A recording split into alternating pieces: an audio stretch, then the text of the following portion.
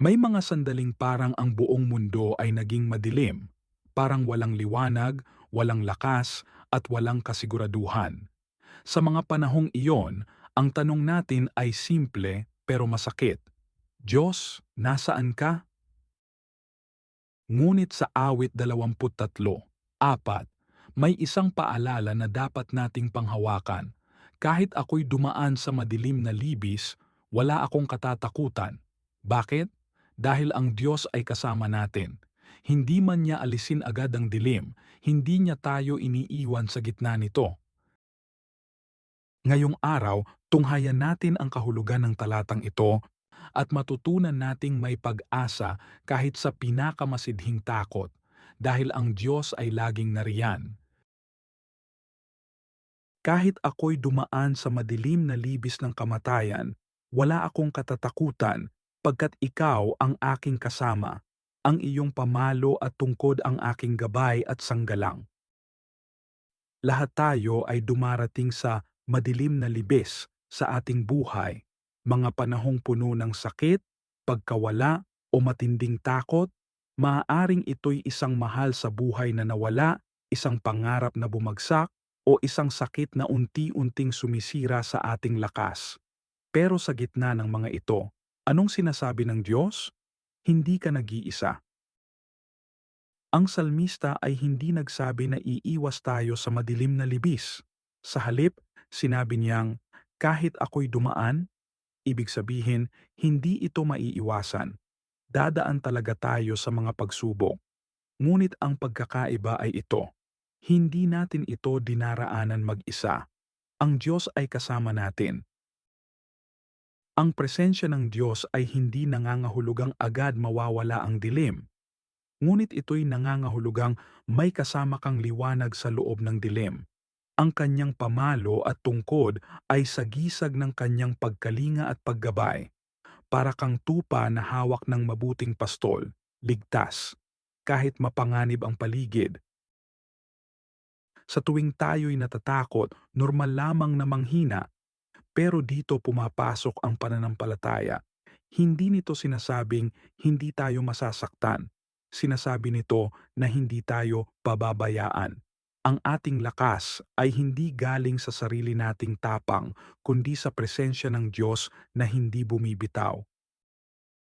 May mga pagkakataon na kahit panalangin ay hirap tayong sabihin, ngunit kahit sa katahimikan, alam ng Diyos ang laman ng puso mo. At sa katahimikang iyon, siya ang bumubulong. Anak, kasama mo ako. Huwag kang matakot. Ang tunay na kapayapaan ay hindi kawalan ng unos, kundi presensya ng Diyos sa gitna nito. Ang mga madidilim na libis ay hindi kailanman permanente.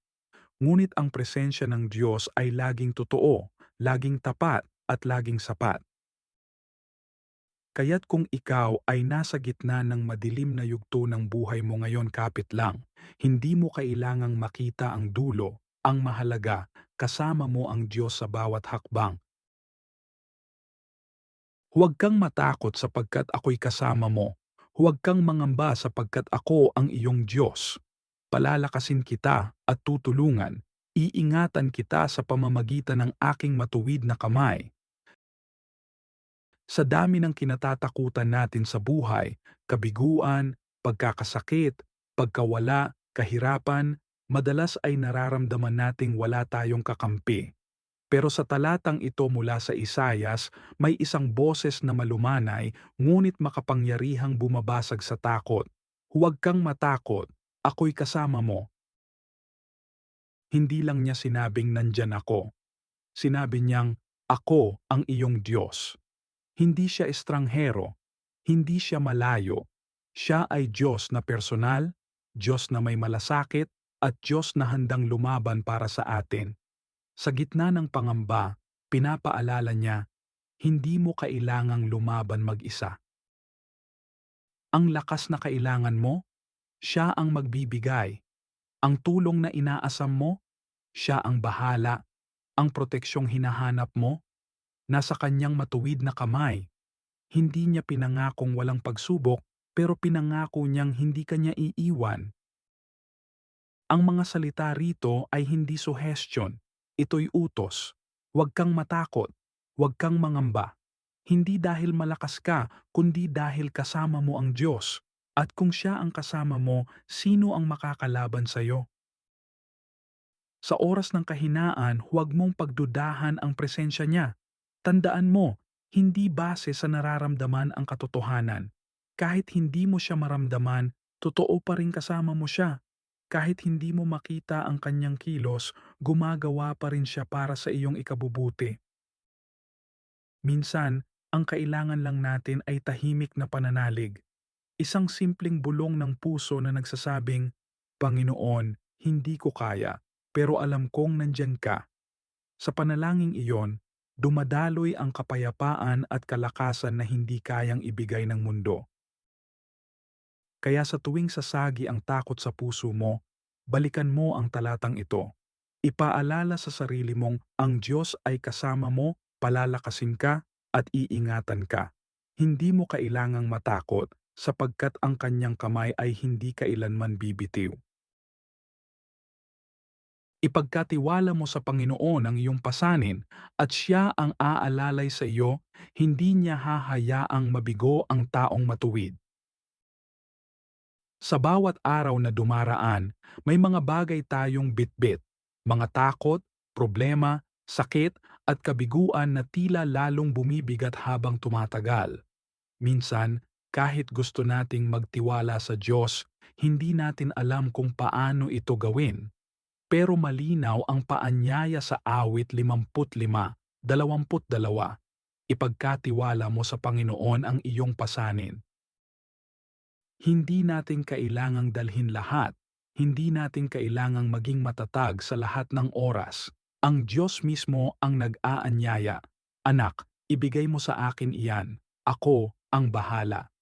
Kapag isinusuko natin ang ating bigat sa Kanya, nagkakaroon tayo ng panibagong lakas na hindi mula sa ating sarili kundi mula sa Kanyang katapatan. Ang salitang aalalay ay napakalalim. Hindi ito simpleng tulong lang. Ito ay patuloy na pag-akay, paghawak at pagsama sa atin sa bawat hakbang. Hindi lang niya pinapasan ang ating dalahin, kasama niya tayong lumalakad sa bawat yugto ng ating buhay. Hindi niya hahayaang mabigo ang taong matuwid. Ibig sabihin, hindi man perpekto ang sitwasyon, hindi mawawala ang katapatan ng Diyos. Hindi nangangahulugang hindi tayo masasaktan, pero nangangahulugang hindi tayo pababayaan.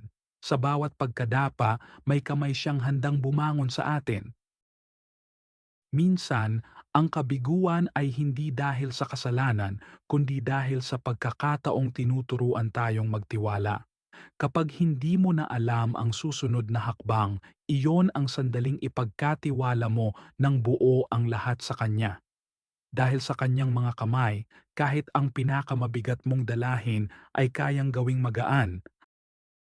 At sa huli, ang tunay na kapayapaan ay dumarating hindi dahil nawala ang problema, kundi dahil alam mong hindi mo na ito kailangang dalhin mag-isa. Ang Diyos ang sasalo, ang Diyos ang sasama, at ang Diyos ang magpapatibay. Sa bawat talatang ating tinalakay, mula sa awit 23:4, Isayas 41:10 at awit 55:22, makikita natin ang isang napakalaking katotohanan. Hindi tayo kailanman nag-iisa. Sa gitna ng madilim na libis, sa oras ng pangamba, at sa bigat ng ating mga dalahin, ang Diyos ay laging naroon. Hindi man agad mawala ang problema, ang kanyang presensya ay sapat upang magpatuloy tayo. Siya ang ating gabay, ating lakas, at ating kanlungan. Sa Isayas 41:10, pinalalakas ng Diyos ang ating loob. Huwag kang matakot sapagkat ako'y kasama mo. Ipinapaalala niyang ang tapang ay hindi kailangang manggaling sa atin kundi mula sa Kanya. Siya ang nagpapalakas, siya ang tumutulong, siya ang nag-iingat. At kapag natutunan nating ipagkatiwala sa Kanya ang ating lahat-lahat, katulad ng sinasabi sa awit 55, 22, nagiging mas magaan ang pasanin sapagkat hindi na tayo ang may hawak kundi siya. Kapatid, anuman ang pinagdaraanan mo ngayon, takot, lungkot, pagod, o pangamba, huwag mong dalhin mag-isa. May Diyos na handang umakay, yumakap at sumalo. Hindi ka kanyang nilikha para mabuhay sa takot o sa ilalim ng bigat. Nililikha kanya araw-araw upang magtiwala, lumaya, at maranasan ang kanyang pag-ibig sa gitna ng kahit anong unos. Magtiwala ka, kasama mo siya. Hindi mo kailangang maging malakas sa lahat ng oras. Hindi mo kailangang intindihin ang lahat ng nangyayari. Ang mahalaga, alam mong may Diyos na kasama mo, umaalalay sa iyo, at kailan may hindi bibitaw. Ipagkatiwala mo sa Kanya ang lahat, at matutunan mong may kapayapaan kahit sa gitna ng unos.